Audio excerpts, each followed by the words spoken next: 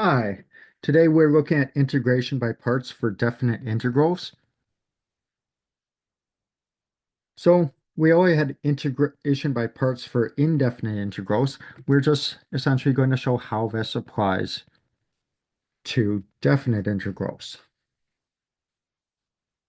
So if we have an integral from a to b of u v prime dx, that's going to equal uv as we're going from a to b minus our integral from a to b of u prime v.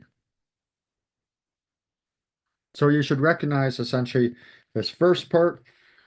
We had the UV before, but we didn't have going from A to B part before. And then, of course, we can take the integral of this and completely solve it later on.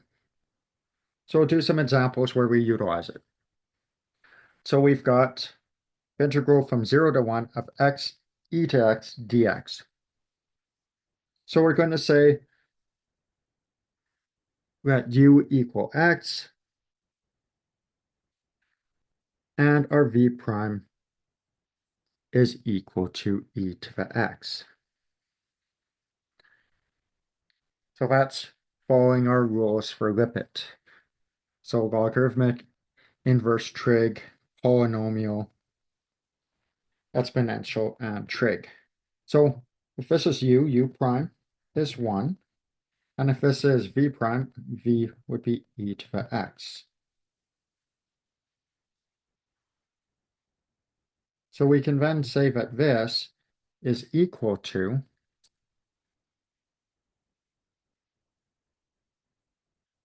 our uv, which would be x times e to the x, going from 0 to 1, minus the integral, going from 0 to 1 of u prime v. So 1 times e to x would be e to the x. Now we can take the integral of this now. So this is x e to the x from 1 to 0 minus e to x 1 and 0.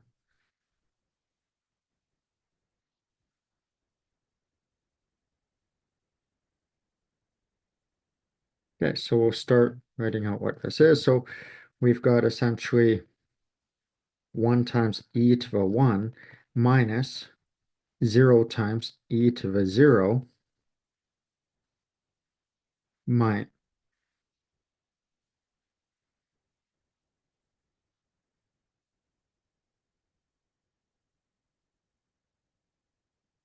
And then we've got minus e to 1 minus e to the 0.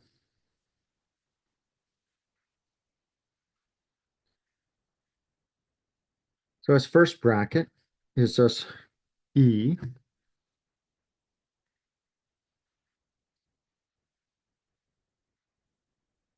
And then we've got minus e, and then minus e to 0 is 1. So e minus e is 0. Then we've got negative of negative 1. So this is just going to equal 1.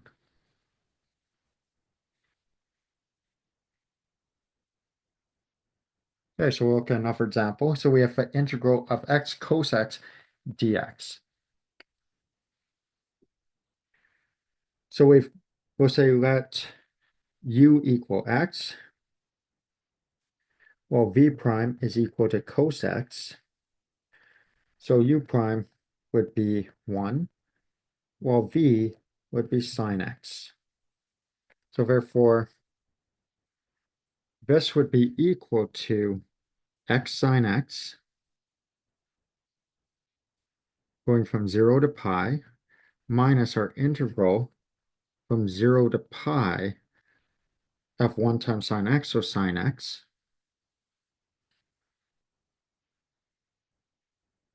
So we'd have x sine x from 0 to pi minus negative cos x from 0 to pi.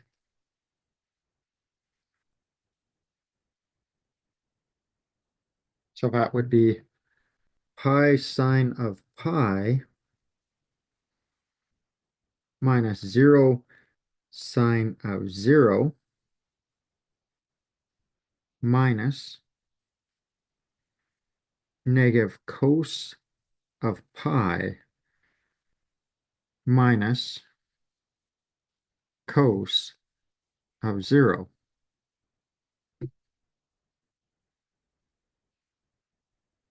Now pi sine of pi is just 0 because sine of pi is 0, 0 times anything is itself. And then we've got 0 times sine of 0, so that's another 0. So we've got 0 minus 0 minus negative cos of pi. Cos of pi is negative 1. We've got the negative in front, so that becomes positive 1. Minus cos of 0. Cos of 0 is 1. So we've got minus 1. So this one ends up equaling 0.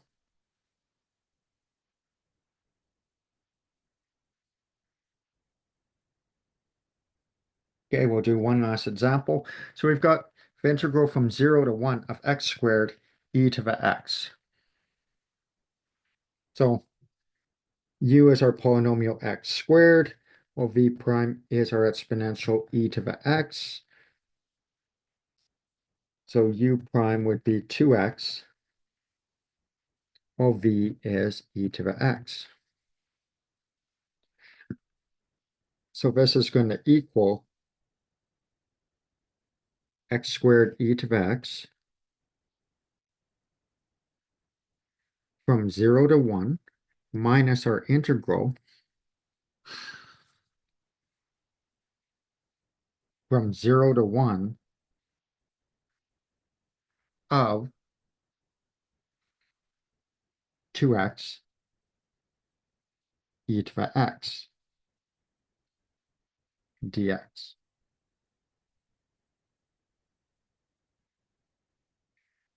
Now we're not able to do this integral like for the last couple, so we'll actually have to repeat the process again. So now we're going to say u is equal to 2x, while v prime is still e to the x.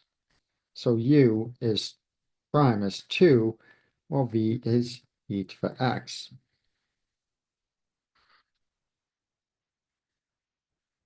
So that's going to make this x squared e to the x of going from 0 to 1 of minus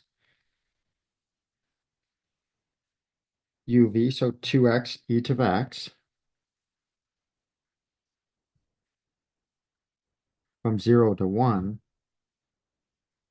And then technically we'd have minus our interval of this, but because we have a negative in front, it will cancel all of that negative. So plus our integral from 0 to 1 of 2 e to the x.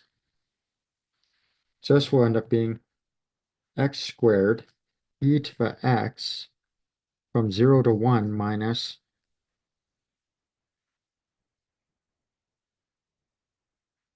so guys, I wrote ex, that should be 2x.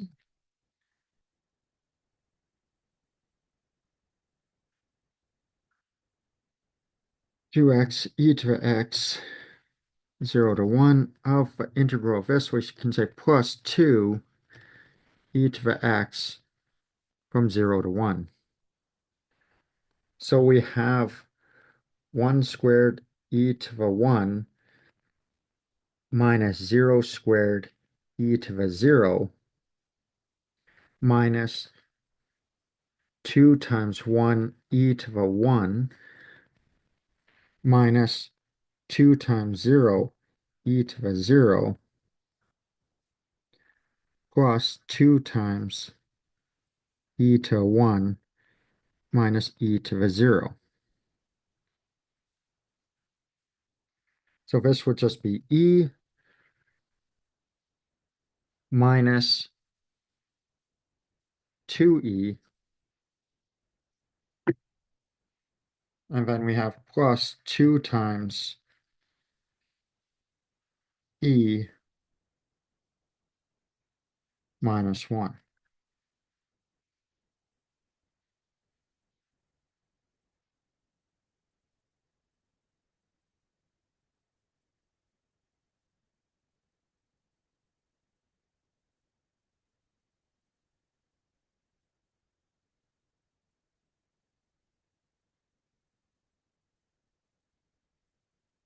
That gives us E minus 2E plus 2E minus 2.